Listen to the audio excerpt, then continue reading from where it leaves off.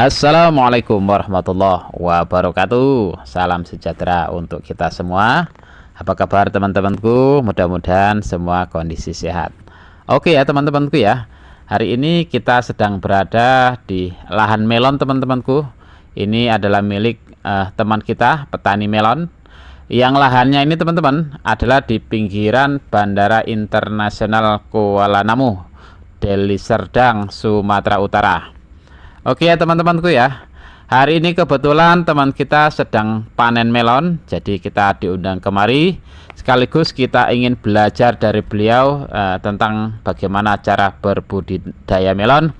Insya Allah mudah-mudahan bermanfaat, dan saya ingin belajar juga dari beliau tentang penanaman melon dari awal hingga akhir.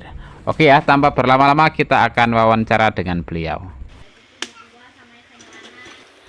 Perkenalkan, nama saya Herianto, sering dipanggil Heri. Kita dari kelompok tani Wonogiri, desa Pasar Lima Kebun Kelapa. Nah, di sini saya mau membicarakan apa yang ada di desa saya ini, bertani apa, kita jelaskan di sini. Oke. Kita di sini masih menanam melon Mas ya. Melon putih. Di iklim yang ekstrim ini tetap kita tanam. Di musim hujan ini Mas ya. Musim penghujan ini, kalau untuk petani melon sebetulnya suatu ujian sebenarnya. Ujian dari petani melon, karena merawatnya nggak terlalu gampang. Dibilang gampang ya gampang, dibilang gampang ya payah gitu maksudnya kan. Tapi tetap kita terjang kan, karena kita petani kan. Ya alhamdulillah sesuai dengan kita harapkan.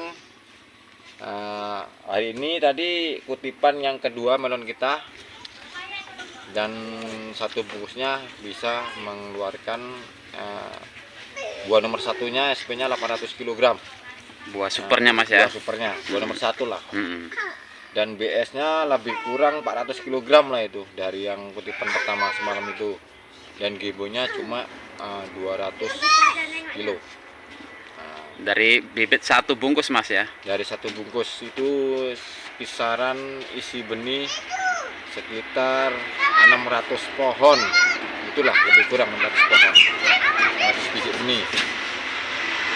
Kalau boleh tahu apa nama bibitnya itu Mas ya? Boleh kita sebut.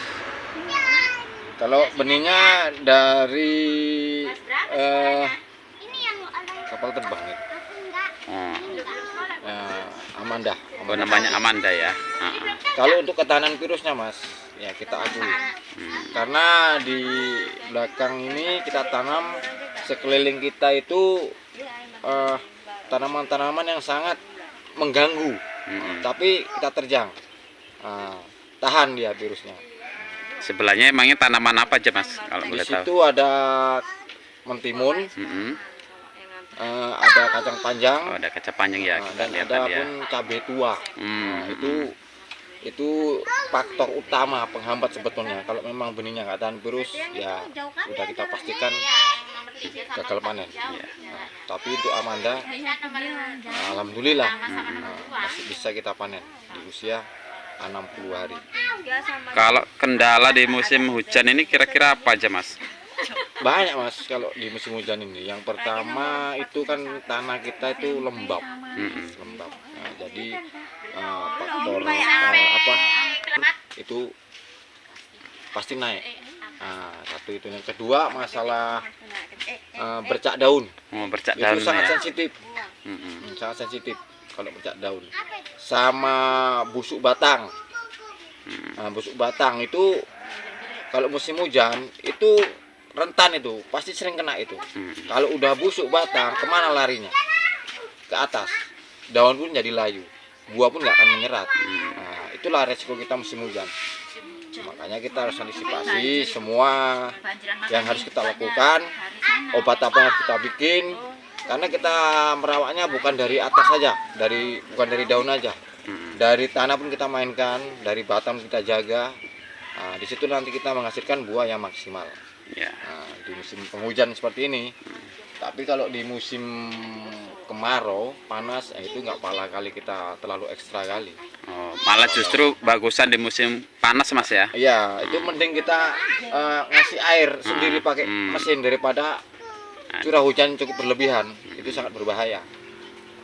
Makanya sering dielakkan itu sama Petani ya. Nah, Sudah berapa lama nih Mas ini terjun ke dunia permelonan ini? kalau kita dibilang lama, ya belum lama kali sih Mas. Cuma udah dibilang kalau 6 tahunan udah ada lagi. Jadi apa sih yang membuat Mas ini bisa tertarik untuk nanam melon? Apa kira-kira ini? Kalau memang dasarnya hobi Mas. Hobi yang pertama, yang kedua untuk hasil Menjanjikan ya. menjanjikan. Itu kalau istilahnya kita memang jadi, makanya kita itu optimis supaya jadi gimana berusaha. Itu Panennya cepat ya Mas ya. panennya cepat. 2 bulan udah bilang udah bisa panen lah. 2 bulan. Ini kalau boleh tahu pasaran di sekarang ini untuk apa dari petani berapa ini sekarang Mas? Oh, kalau dari petani kisaran 6.000 sampai 6.500 itu jenis putih. Tapi kalau yang oranye itu mungkin bisa ke 7.000 sampai 7.500. Itu 6.000 itu masih dibilang mahal itu Mas, masih kena itu. Ya kena itu Mas, udah lumayan kali itu Mas. Udah lumayan kali itu 6.000 itu. Biasa standarnya kalau 5.000 kayak mana itu? Kalau 5.000 kita tergantung apanya Mas. Tanaman kita ya. Tanaman kita. Kalau tanaman kita kurang jadi, ya kita agak merasa juga karena di situ kan nyari SP-nya sulit pasti. Karena harga SP dari BS itu udah jelas berbeda. Berarti kalau dibilang kalau sekarang harga 6.000-an ini udah lumayan lah ya. Lumayan lah Mas. Udah. Alhamdulillah lah. Oke. Jadi teman-temanku, untuk pengolahan lahan dari awal sampai perawatan apa aja ini kira-kira Mas? Ya, pertama jelas kita bikin bedengan. Ya kalau bisa kita bikin bedengan itu yang ukuran sebetulnya 120 cm. Nah, kita mempergunakan plastiknya 120 cm. Yang kedua jarak tanam. Jarak tanam itu harus kita perhatikan kali itu. Itu paling enggak 65 sampai 70 cm. Itu kalau satu baris. Ya. Kalau kita 2 baris pun bisa Pak 70, cuma kita kasih zigzag ya. Oh iya. Enggak sejajar dia. Dia lebih baik kan fotosintesis tadi langsung fotosintesis biar tembus dia. Cahaya matahari langsung. Cahaya matahari. Oke. Jadi kira-kira ada pesan khusus nggak ini buat petani muda ini untuk kawan-kawan kita biar tertarik untuk nanam melon ini? Pesannya ya pasti adalah untuk anak muda. Jangan malu kita jadi petani. Jadilah petani muda yang bijaksana. Gaskan. Ya. Jangan kendor-kendor. Oke, siap. Kalau masalah belum tahu yang ini kita bisa sharing. Cari pengalaman, cari pengetahuan. Itulah. Gas terus. Jangan malu-malu jadi petani. Karena petani itu bisa menghasilkan ya Mas ya. Pasti. Itu yang sama. Oke teman-temanku, terima kasih, mudah-mudahan bermanfaat.